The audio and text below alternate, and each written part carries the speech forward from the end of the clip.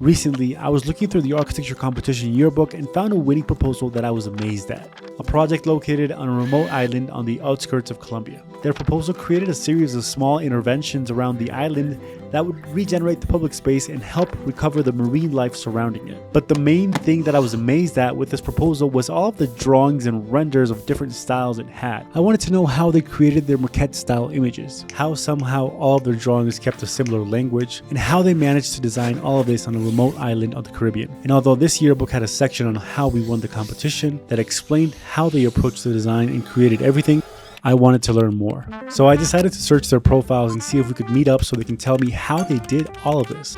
Hi, Steven. Hi, Steven. Hi. We talked for a while and they told me that they'd participated in more than 10 competitions where they had won different kinds of awards, and now they had a specific method for winning competitions. They also walked me through how they create the two main visuals for the project and showed me the 3D model of the main visual. After talking with them, I said to myself, I needed to make a video about this. So I'm going to show you a specific 3-step method that BeMaarch uses to win competitions, a breakdown of how they created this image in D5 render, and break down how they created this at Cinemetrics section. Oh, and by the way, this was all found through this book right here, but more on that later. This proposal is located on an island that only has a community of less than 1,000 people. They have difficulty accessing clean water, electricity, a good education system, and the way they dispose trash is a real big problem. We choose Santa Cruz del Islote because it's such an amazing place. It's the most densely populated island in the entire world, and it's amazing to see how the people live in this place and how it's like a one big family.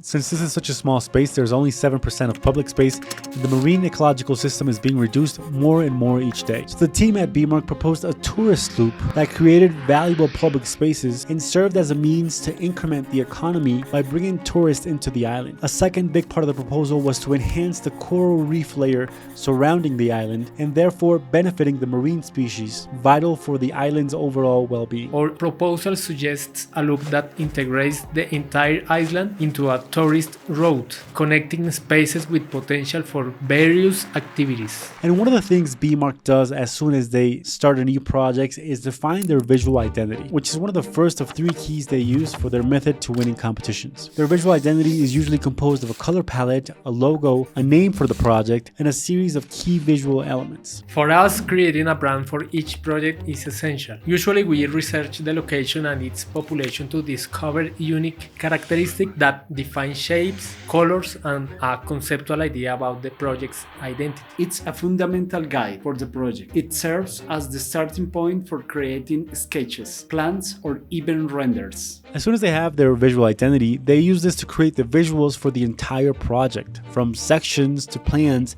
at Cinemetrics and illustrations. This way, their drawings all look from the same family. The second key for their method of winning competitions is to have excess detail, meaning to do much more than what the competition typically requires. So if we look again at the competition yearbook and search through the competitions from different themes, we see that maybe some of them, since they are mainly ideas competitions, only create schematic projects that don't go too much in detail. BeMaarch instead proposes to do the opposite. They ask themselves, how can we exceed the level of detail to a degree that no one expects it? For our projects, we really like using detailed 3D models, and we think that having a good model helps us work all parts of the project. Their proposal had a master plan down to a technical detail of the furniture. This is the kind of level you have to compete with if you want to win a competition. The third key in their method to winning a competition is to create one main visual element that contains the visual narrative of the project. We aim to ensure that one image captures the essential for each project, whether it's an illustration, a render, or an important diagram. A main key visual is the ultimate bonus to winning, and for this project, the image was a different image. They didn't want to create a simple render that they knew everyone else was going to do. They wanted to create a maquette style image to show the architectural side of the proposal that a normal image would not give them. We realized that using a maquette style could help highlight our proposal. Compared to a realistic style, It saved us a lot of time in rendering and post-production. As soon as I heard this was made in D5 Render, I was amazed. I immediately wanted to see the model in the final images, so they sent me over the model and they had a chance to explain the whole workflow. We've been using D5 Render as it offers a wide range of elements for our projects. They modeled the houses in Revit, then passed all of this onto D5 Render, applied a maquette style material to all of this, and imported low poly 3D people from SketchUp to create the images. Just like they said before, the detail is key to win an image like this. Showing a lot of detail was really important. So in the images you can see the window detail, public space furniture, floor materials, and even the people were playing a game in the scene. We start by exploring the graphic identity, then we brainstorm ideas collectively and develop them in detailed 3D models. Finally, we select the key project images. This process is crucial. It sets a clear direction for our work. No matter if we win or lose, we know we're delivering a competitive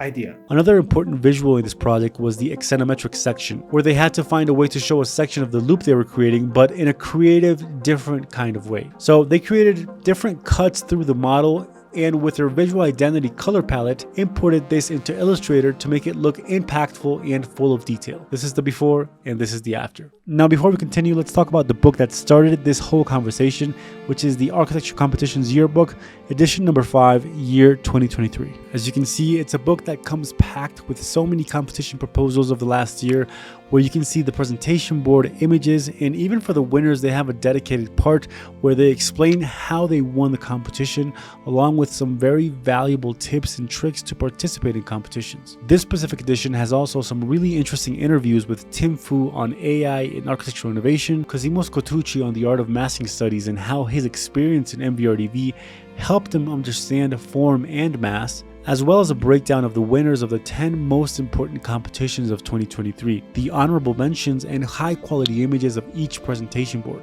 If you want to add this yearbook to your library, there will be a link in the description. Also, we will be hosting a giveaway of this book to everyone who comments on this video, so read the description for more details. The 3-step method for BeMaarch is to create a visual identity, to create one key visual, and to always exceed themselves in detail. Now, I can't believe I got the chance to talk to the creators of this project, and they walked me through how they created this. I also got the opportunity to check out some of their other projects, and let me tell you that they're so good, you should definitely go and check them out. Studying competitions and competition winners is something I really enjoy and I would really like to do more of. Having the opportunity to break down a project and trying to understand why the jury chose that as the first place, I think is a very fun exercise as an architect. If you would like to see more competition breakdowns, let me know in the comments below. Also, what do you think of designing a project in this location? Would you be up for the task? Let's continue this conversation in the comment section. Thank you guys for watching this video, and I'll see you in the next one. Bye.